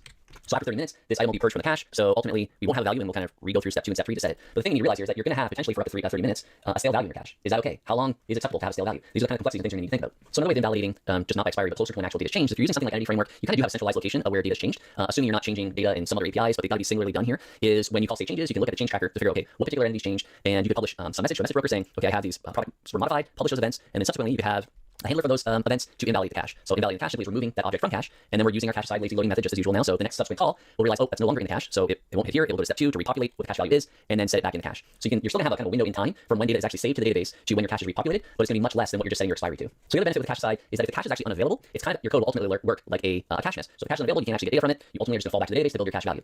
Now, obviously, you have separate code to handle exceptions or timeouts and various things from the actual cache client, but the actual flow is still the same in terms of steps. Here's the thing where things get sketchy and why this is more complicated is because if you had a pile of requests that normally are being fulfilled by the cache, but the cache is no longer available, they're going to fall back to the database. Meaning now you just added a ton more requests to your database. Can your database now handle that load? Under normal circumstances, you're just hitting the database to kind of repopulate cache, like lazy loading when an actual value is needed, and you're doing it once for whatever a particular cache object. But because now the cache is down for whatever reason, you're sending a pile of requests to your database. Are you going to overload the database now? How's this going to affect the entire system? So again, more complexity. So as I mentioned at the very beginning of this video, if you can avoid caching, I recommend avoiding it. However, like I said, you're probably going to want to start caching at some point for performance and scalability reasons. But the things to think about are when you're going to be invalidating the cache, are you going to do something with a write through? Can you do it? Are you going to do it asynchronously via messaging to invalidate the cache and realizing that you're going to have stale data for a period of time? If you're not going to do any write throughs or invalidating of cache, you're simply going to use an expiry or time to live on the cache. What should that expiry be? How long can you deal with stale data? And if you're using the lazy loading cache side method, realize that when you fail over or fall back to your database for whatever reason, maybe because your cache is down, can the database handle that load? If you enjoyed this video, please give it a thumbs up. If you have any thoughts or questions, make sure to leave a comment. And if you're into software architecture and design videos around .NET, make sure to subscribe. Thanks.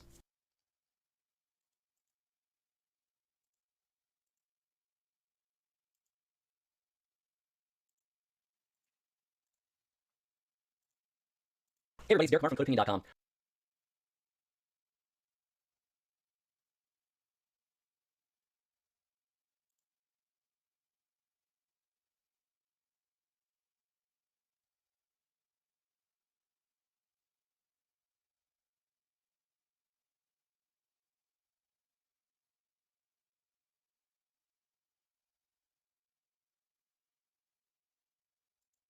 If you're trying to create aggregates using Identity Framework, or maybe you're writing SQL and not sure how to separate persistence from your domain model, I'm going to show a couple different ways that aren't usually talked about. Hey everybody, this is Derek Martin from CodeOpinion.com. If you're new to my channel, I post videos on software architecture and design, so if you're into those topics, make sure to subscribe. So this is probably the most common example I see of Identity Framework being used with a repository to kind of create an aggregate of a shopping cart, shopping line items, and returning the root, which is the shopping cart. So just to illustrate this, I have my shopping cart, I have a couple properties here, shopping.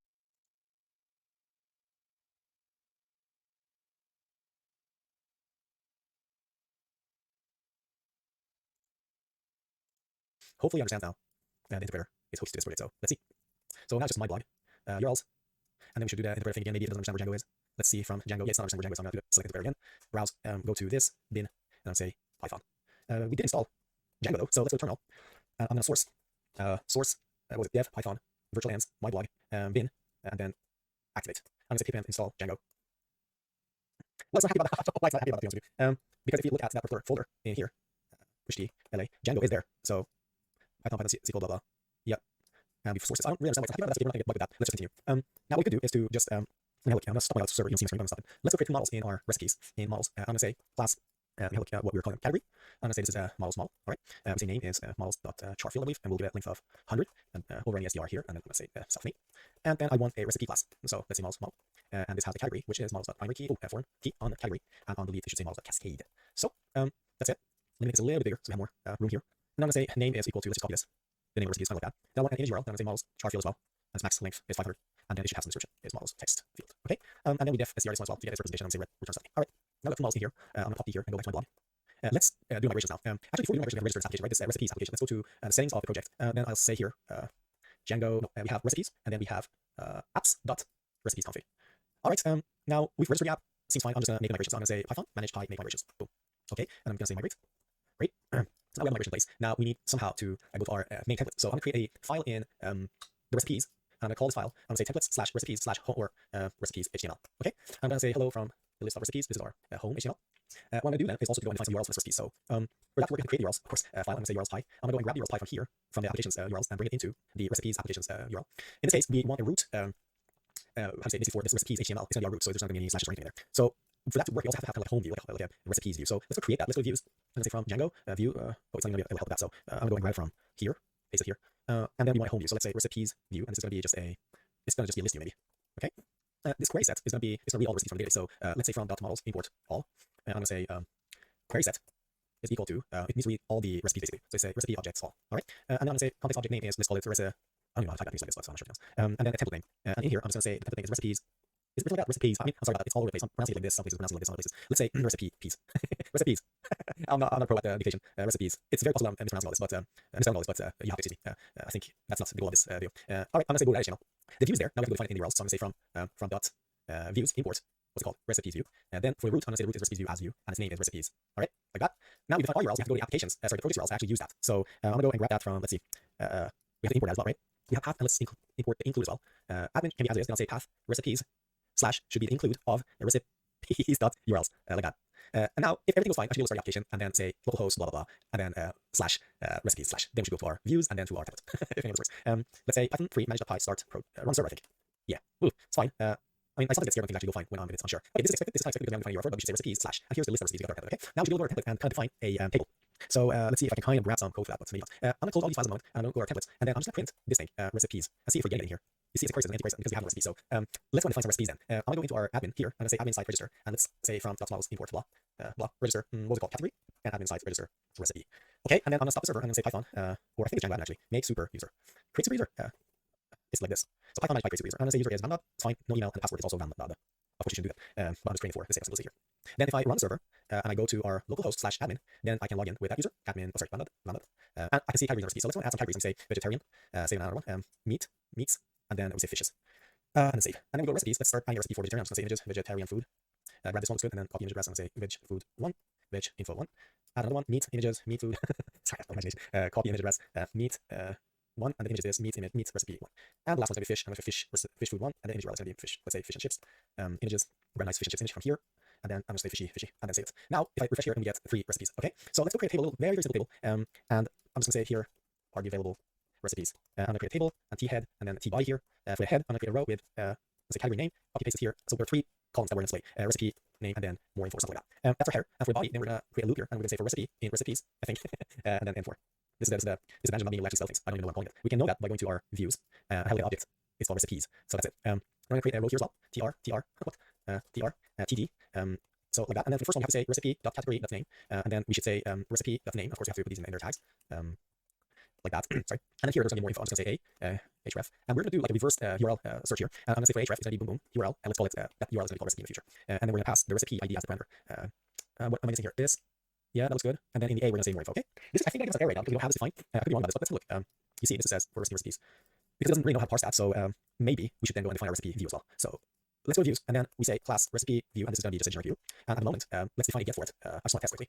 The get itself, I think, request, args, and KO yards. And then we just return HTTP response. We say hello. Or just details page. Okay, something like this. And then we go into our URLs and define this. And we say path is, what should path be? Let me see how I define it before. I think we'll just pass the recipe here. Recipe, and then slash in for the primary key. Okay. And in here we'll say recipe view as view, and then its name is going to be recipe. And remember, this is the exact same name that or this is the same name I'm using here in the recipes template. It's our recipe here, and it should actually be the exact same name. Recipes here, available recipes, I can see. Then up one. Okay, that's 4 minutes, and then what we need to do is to go in our views and then say, we need to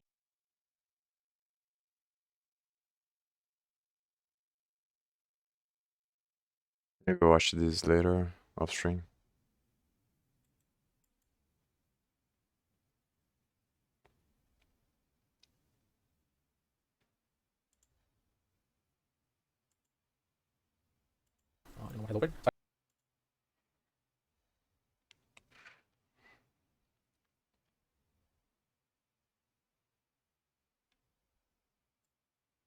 So I think I'm gonna search now this stuff on articles and study the source code. I think I wrote this the wrong way, probably. It's probably per site instead of pre-site, since I couldn't find anything about pre-site.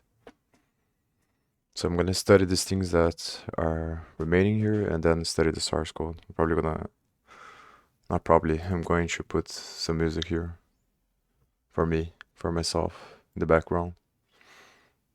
And then I'm gonna search for these things.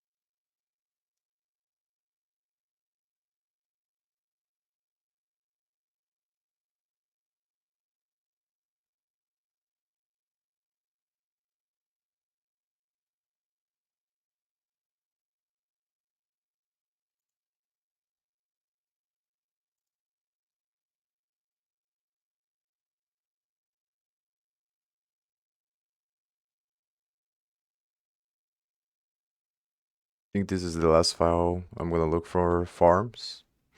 It's not that important, and then move on to the cache.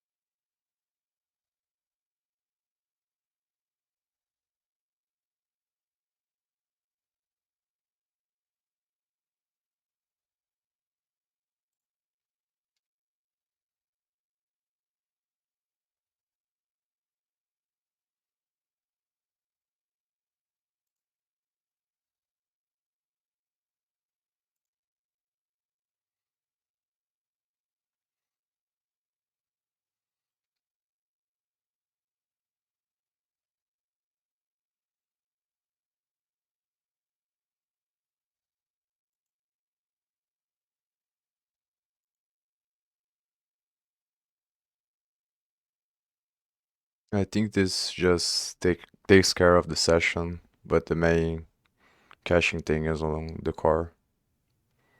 That's why it's important here.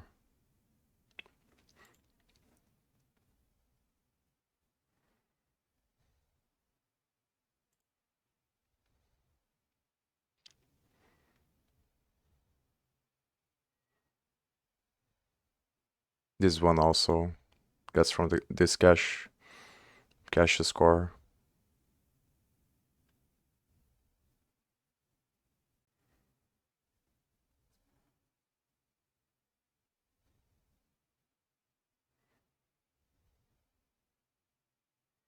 And this probably inherits from cores, since I don't think the definition is here. This true.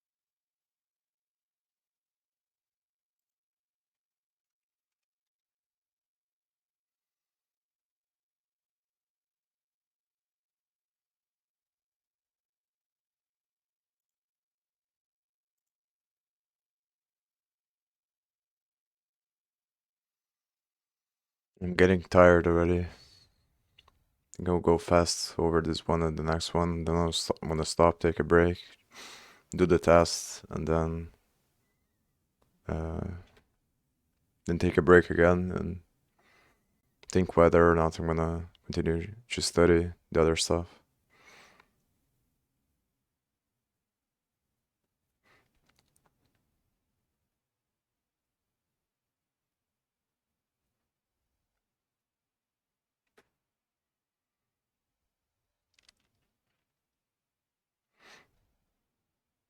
I might just watch all of these videos, or not all, but some of them after the test instead of studying the other things.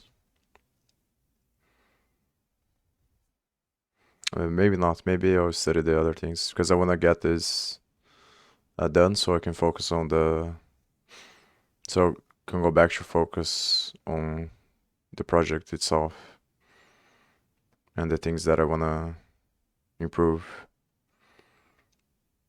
instead of being all over the place trying to study everything, which I tends to do quite a lot.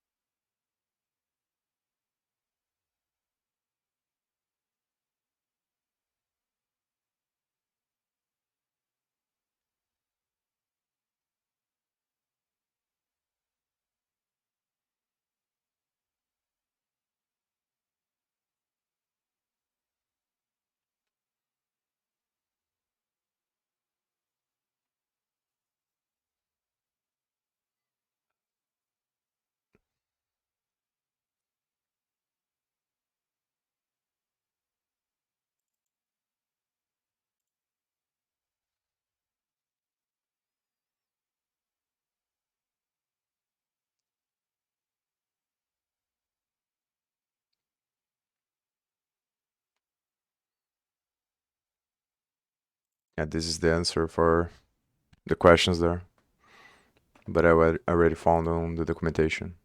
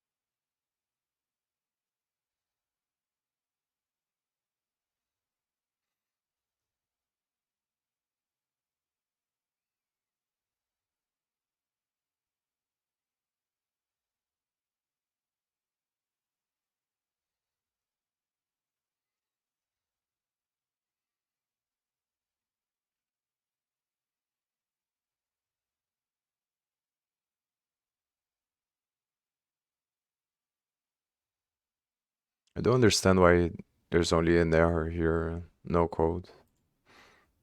I don't get how this works. Not sure if this calls this, which calls this method from another library. It's a little bit unclear. Not the first time that I see this as well. On the other files, I think that it was pretty similar, where it worked the same way with a different error. So I don't know how this works on Python.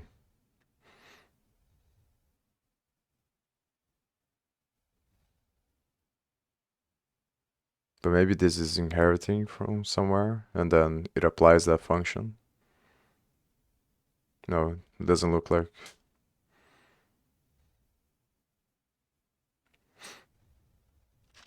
Yeah, so I have no idea.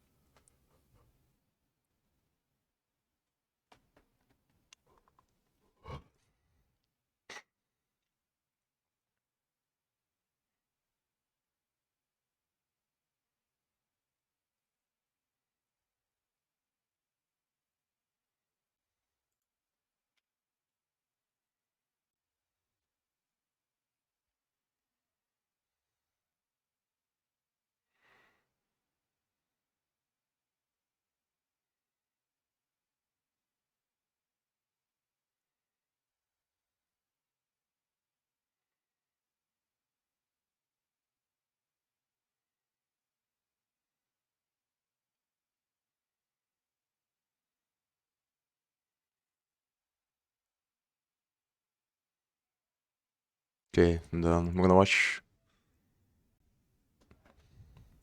Just delete this file.